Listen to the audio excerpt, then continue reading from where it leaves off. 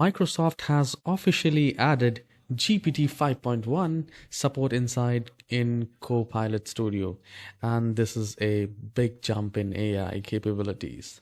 So the GPT 5.1 is faster, smarter, and understand the complex instructions much more naturally compared to previous models.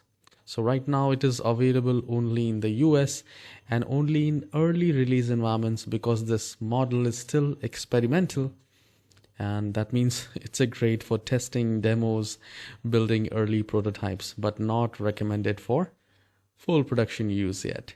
So Copilot basically let you create, customize your own AI agents with low code tools. With GPT 5.1 inside, these agents can now handle deeper reasoning, longer tasks, and more accurate decision makings.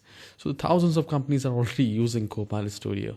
So if you want to try GPT 5.1 inside Copilot Studio, the preview is live, but remember, it's experimental, so use it mainly for trials or proof of concepts. That's the update. GPT 5.1 has officially landed, and it's going to change now how AI agents work inside Microsoft ecosystem. Have a wonderful day. Take care.